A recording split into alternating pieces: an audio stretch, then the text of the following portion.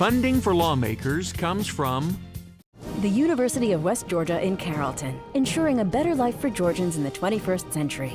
More than 100 programs of study prepare students for successful careers in the critical professions of education and nursing, as well as business and the liberal arts.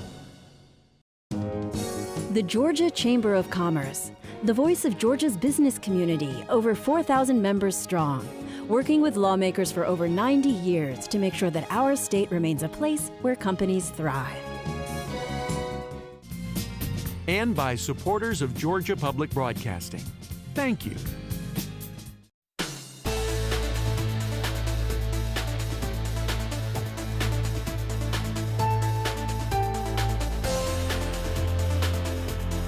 Coming up on Lawmakers, Governor Perdue announces an additional $1.6 billion cut to the FY 2010 budget.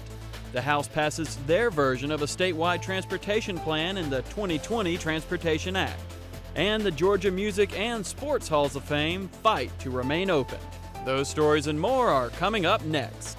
Live from Atlanta, this is Lawmakers. Here are your anchors, and Wandy Lawson and David Zelski. Hello, everyone. Also on tonight's broadcast, the Senate Appropriations Committee passes the FY 2009 amended budget with $1 billion in cuts to state agencies. And Senate Ethics Chair Eric Johnson announces a measure to require state legislators to stay current on their state income taxes. But first, our top story tonight. Governor Perdue says that although federal stimulus dollars will help, there will still be deep budget cuts for FY 2010.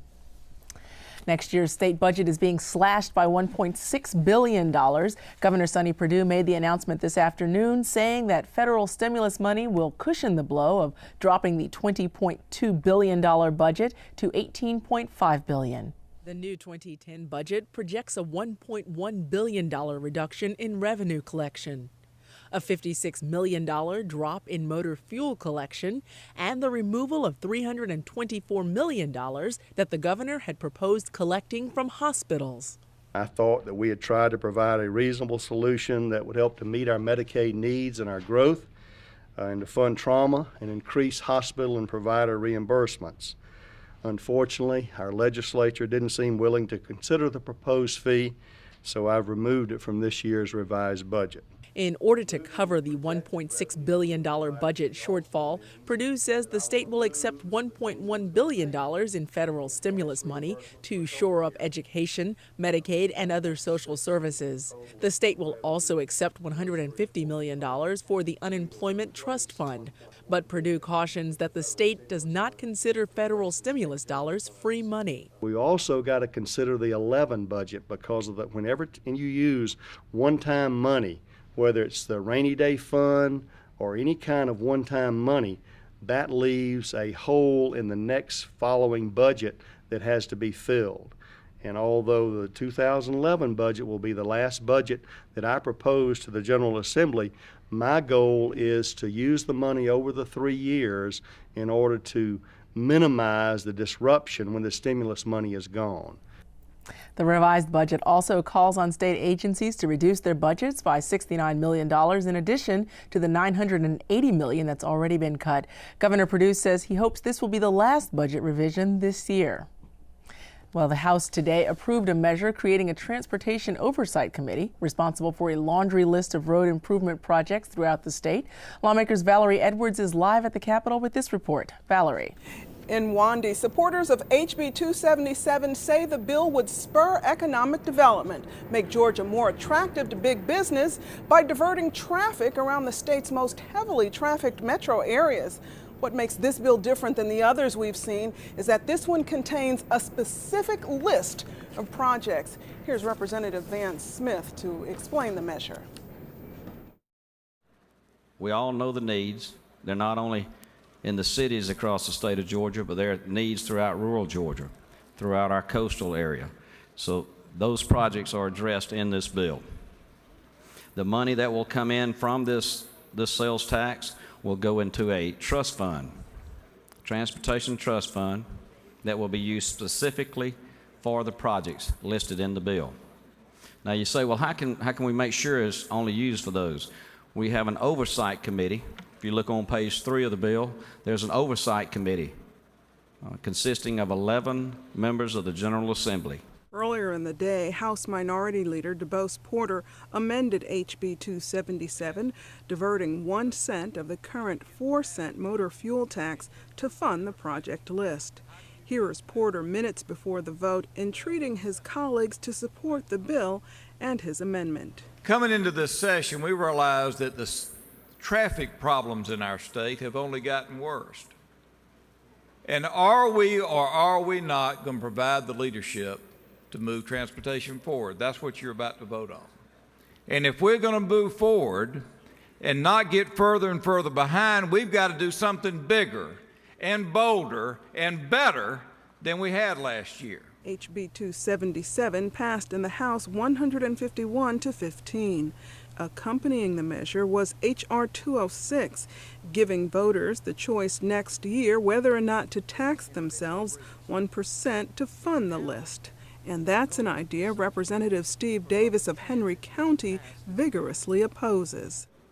Whether you agree with transit or not, what you're stating in this amendment is that 99% of the people who drive on our roads are going to subsidize the less than 1/2 of 1% of the population of the state of Georgia to ride transit.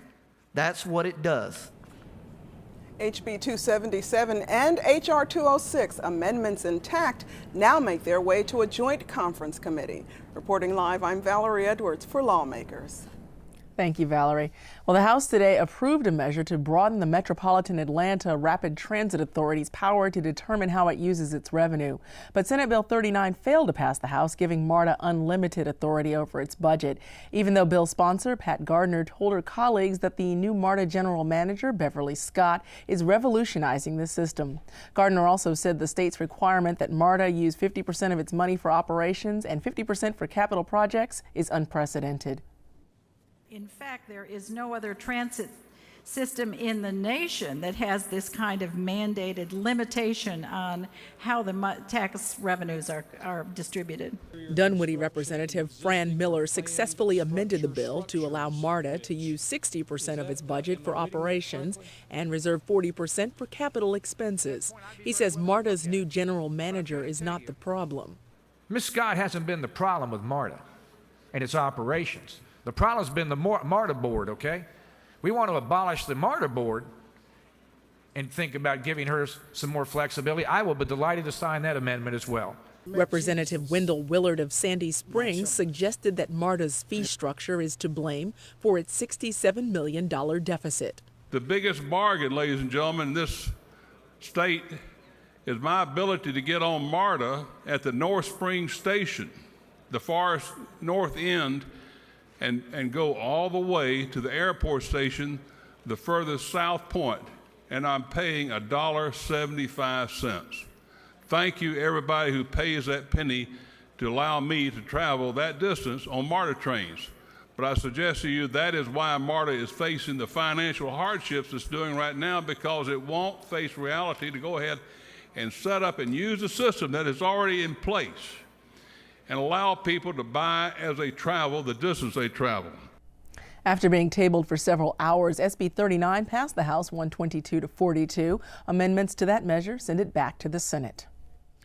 And proof of citizenship in order to vote became the main point of contention in the Senate today. SB 86, sponsored by Senator Cecil Staton, aims to eliminate voter fraud at the point of registration, primarily from illegal immigrants. However, several Democrats, including Senators Steve Thompson and Valencia C., took the well to share their dissatisfaction with SB 86, saying illegal immigrants are not the ones affected by this measure. Senator Staton begins. An application for registration to vote shall be accompanied by satisfactory evidence of United States citizenship. This thing is not about immigration. This is about the poor, the elderly, the infirmed, and people who have a hard time getting out there to vote and having all the documentation in the world that they need. Do you know there are people who in this state who cannot get a copy of their birth certificate? When are we going to stop? Well, I know the answer. We won't, not as long as we're breathing.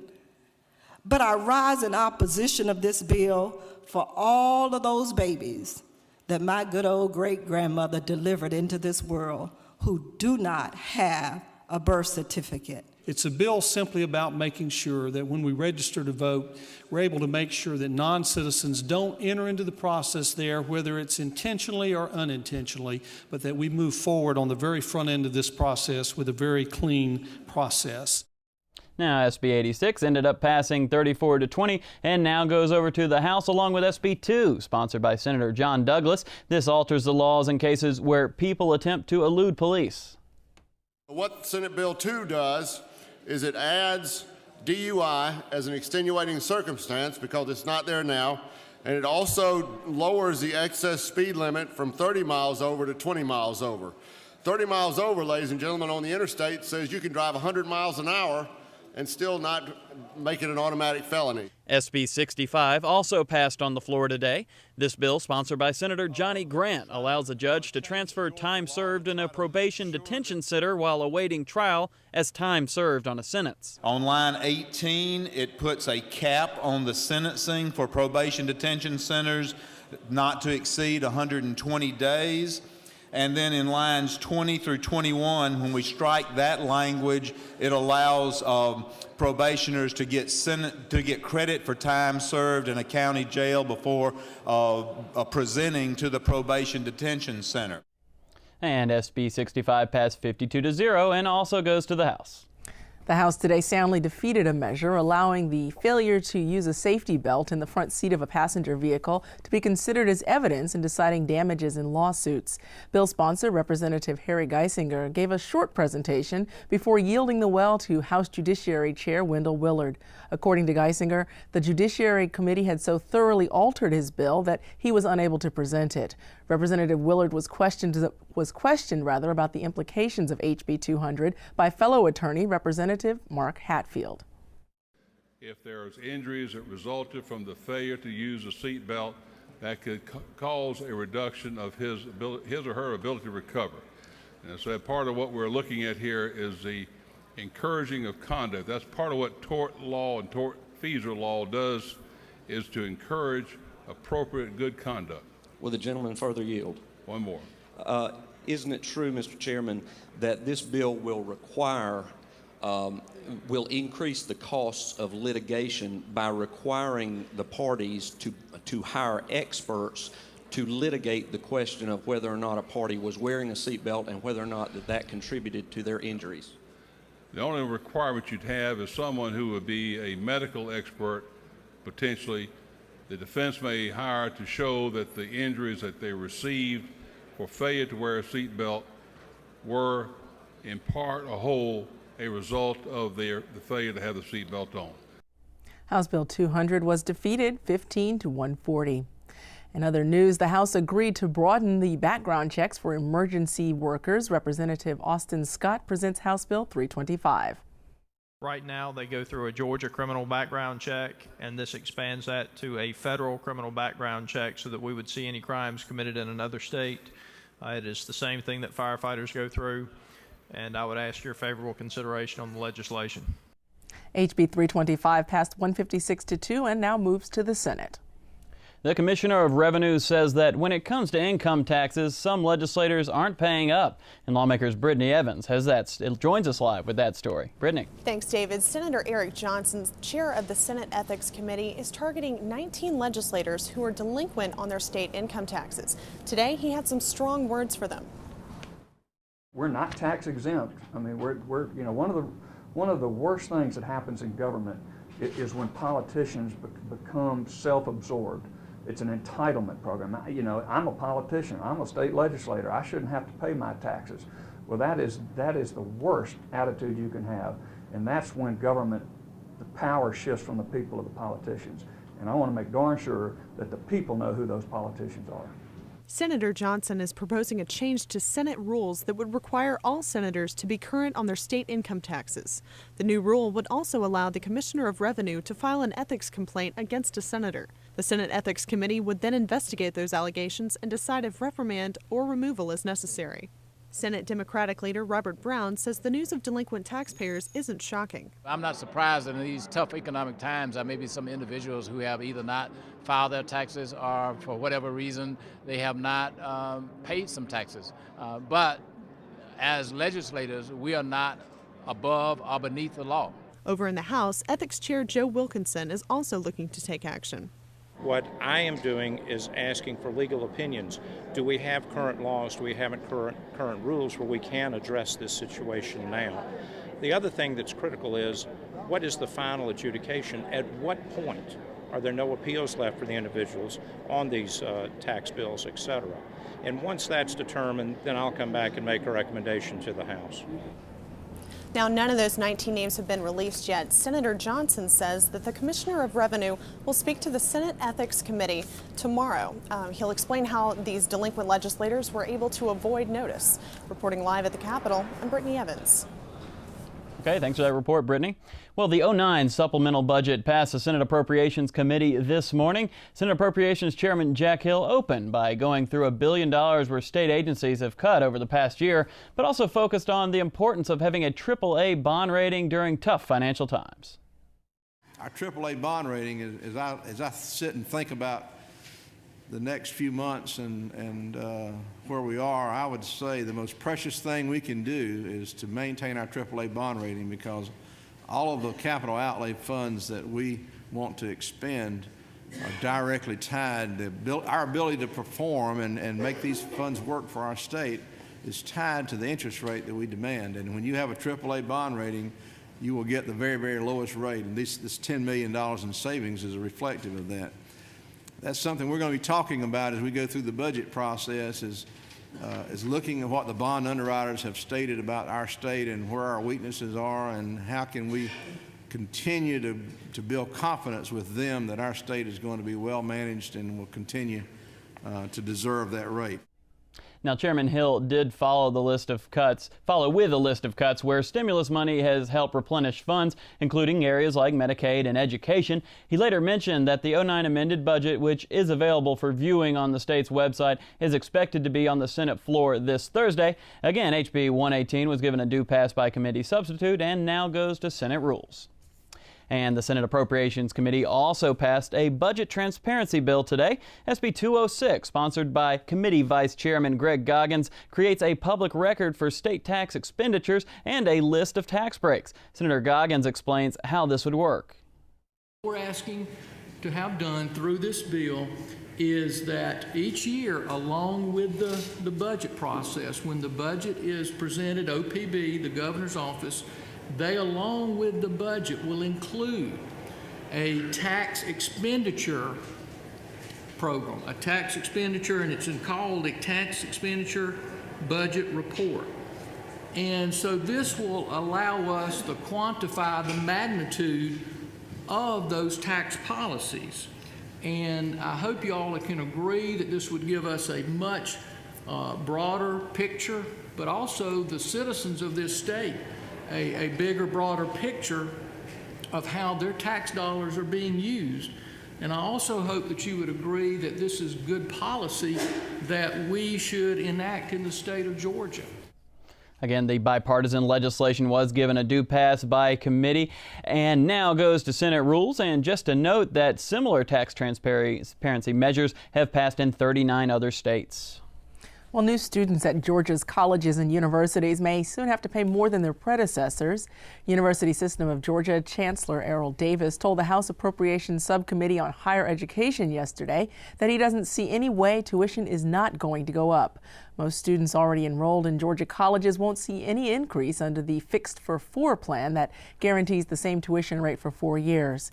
Davis also told the committee that furloughs are possible for the system's 40,000 employees, but that campus presidents will ultimately make the decision. In January, Chancellor Davis said that he is philosophically opposed to asking employees to take unpaid days off. According to the Associated Press, the university system has laid off 62 workers so far this fiscal year. And over the last few years, the Georgia Sports and Music Halls of Fame have seen their budgets cut. And during the last legislative session, several lawmakers called for them to be self-sufficient. Now, museum officials are worried they might not have time to make that happen. Josephine Bennett of GPB member radio station WMUM in Macon has more on the fight to keep 2 museums open. The Georgia Music Hall of Fame is the state's official music museum. Inside, you'll find everything from costumes worn by the B-52s to a large collection of Gretsch guitars. The museum opened in 1996 and was funded by the state legislature. Now, lawmakers are not so sure they want to keep paying for the museum. Now they're asking the city of Macon to help pay for the two museums. Macon Mayor Robert Rickert says that was never part of the plan. It was everybody's understanding that the state would be solely responsible for the ongoing day-to-day operations and activities.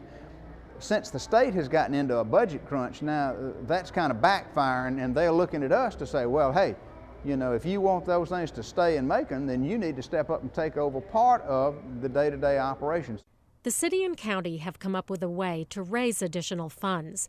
They're proposing a 1-cent increase to the hotel-motel tax. That should raise close to $200,000. On Wednesday, the Macon delegation met at the state capitol but was unable to agree on how to divide the money. Some Democrats want tax revenue split 4 ways between the halls, Macon's Douglas Theater, and the Macon Coliseum. But most Republicans say the Halls of Fame should get the entire amount. Lisa Love hopes lawmakers can come to an agreement. To their defense, I don't think that the city and county have been asked until recently to try and contribute financially to the Sports and Music Halls of Fame. And I think that they're considering that. That's just a huge ask in a very difficult fiscal time. The state provides about 60% of the museum's budget, and that budget is being cut by more than 20% this year. Representative Alan Peake is from Macon. He says something has to be done. This is dire circumstances. We have either got to make a stand here that we are committed to keeping these Hall of Fames in Macon, committed to supporting them with whatever means we need to, or there's a good chance we're going to lose them, and that cannot happen to our community. Jacqueline DeSalle, director of the Sports Hall of Fame, says the budget is never far from her mind. She wishes lawmakers making decisions for the Halls of Fame would come by to see them. In 1994, lawmakers selected Macon because of its central location and placed the Georgia Sports Hall of Fame within the city's museum district, right next to the Georgia Music Hall of Fame. Now both Halls of Fames are in danger of closing. Reporting for Lawmakers, I'm Josephine Bennett. A measure that would require testing for and treatment of HIV for incarcerated individuals received a do-pass recommendation from the Senate State Institutions and Property Committee today. Senator Kasim Reed is the sponsor of Senate Bill 64, and this is his second attempt to pass this bill. Approximately 1,000 inmates are currently known to be infected with HIV, and Senator Reed expresses his concern with not taking preventative measures to test these inmates. They're going to show up in our emergency rooms and hospitals across the state, and we will pay a significantly higher price than the $288,000 that this bill contemplates. And again, Senate Bill 64 did pass through the committee and will now move to Senate rules. Representative Ron Stevens' proposed $1 excise tax increase for a pack of cigarettes has yet to pass out of a Ways and Means subcommittee. And today at the Capitol, members of Faith United Against Tobacco urged legislators to take action on House Bill 39, also known as Pass the Buck. The bill's $1 tax would fund tobacco prevention and health care. Faith leaders, including Dr. Randy Brinson of Redeem the Vote, said the bill would especially benefit children. One of the scriptures that's reminded me of this as a physician and also faith leader is 1 Corinthians 6:19. Paul says in that scripture, it says, "Know not that your body is the temple of the Holy Spirit, which lives in you and is given to you by God." If our body is the temple of the Holy Spirit, we really truly believe that as Christians, we're obliged to protect our health and vitality. Smoking directly robs our health and vitality. It damages our body and destroys our health. This issue is not debatable. Smoking is dangerous and a very addictive behavior and extremely costly to the state of Georgia, not only in lives lost, but also in lost productivity of our citizens. 1 month ago, House Majority Leader Jerry Keene said Republican leadership would likely not support HB 39. Animal advocates are showing their support for new legislation that focuses on animal protection. Lawmakers' Tiana Fernandez has that story. Representative Tommy Benton, a self-proclaimed animal lover, is bringing House Bill 219 to the floor. This bill changes the taste of harmful ingredients found in antifreeze. Representative Benton explains. Ethylene glycol has a sweet taste, and so it is something that animals and small children do not realize that it is a poison. Also working to protect animals is Representative Sharon Cooper, who sponsored House Bill 429. This bill includes protective orders for animals in domestic violence cases. One of the things that we're finding in domestic violence, that one way for the perpetrator to really get at the victim is to harm the family pet. Animal advocates are also in strong support of House Bill 109, sponsored by Representative Bob Bryant. This bill addresses the issue of cockfighting. We would like to see cockfighting become illegal in this crime bill. Currently, participating in cockfighting is a felony in the state, but housing the birds and being a spectator for the sport is legal. Representative Bryant's bill closes these gaps and creates penalties for any involvement with cockfighting. The people of Georgia as a whole are very compassionate, and we feel like the time has come where we show that compassion towards animals and protect them along with our other citizens. Sharon McAuliffe, Georgia Director of the Humane Society of the United States, believes in these bills and expects support from Georgia citizens. Reporting for Lawmakers, I'm Tiana Fernandez. And bicyclists flooded the streets all around the Capitol today. Lawmakers' Evan Seitz has that story. Metro County mayors led more than 1,000 cyclists today to the 4th annual Georgia Rides to the Capitol event. Their ride ended at the Capitol steps with a special conference held by state legislators and officials. Representative Calvin Hill spoke on the importance of funding bicycle infrastructure and related alternative methods of transportation. I believe that we need these bike paths. We need the interconnectivity. We have them in circles. Now we need the interconnectivity between cities and communities. According to a spokesman for the Atlanta Regional Commission's Transportation Division, while many local governments fund bicycling and pedestrian projects, the current amount of funding cannot accommodate the costs needed to support regional bike trails linking all of Georgia's cities. House Bill 277, the Georgia 2020 Transportation Act, which passed today, includes support for highways, bridges, and ferries. Representative Stephanie Stuckey-Benfield spoke on the need for the bill to back bicyclists. House Bill 277 deals with a statewide sales tax, a 1 penny tax, with those monies designated towards transit, but the current version of the bill does not include bike paths. Event organizers say that in addition to promoting change towards improved bicycling conditions in the state, the event also strives to focus on the many benefits of bicycling. Reporting for Lawmakers, I'm Evan Seitz. And no bicycle amendment was made today to HB 277. Well, coming up tomorrow on Lawmakers, the Senate's Special Committee on Stimulus will take their message on the road on Friday. GPB Radio's John Sepulveda was with the committee when they visited Sparta in Hancock County to discuss how federal stimulus funds can help local communities. We'll have that story and all the latest Capitol news tomorrow night on Lawmakers at 7 p.m. If you've missed any part of this Lawmakers broadcast, please tune in tomorrow morning when Lawmakers repeats at 5:30 a.m. on GPB or 7 a.m. on GPB Knowledge. You can also keep up with all the action under the Gold Dome daily on your local GPB radio station during Morning Edition, All Things Considered, and Georgia Gazette. And that is our broadcast for the 25th legislative day of the 2009 session of the Georgia General Assembly. I'm David Zelski. And I'm Nwandi Lawson. Please join us tomorrow at 7 for Lawmakers. Good night. Good night.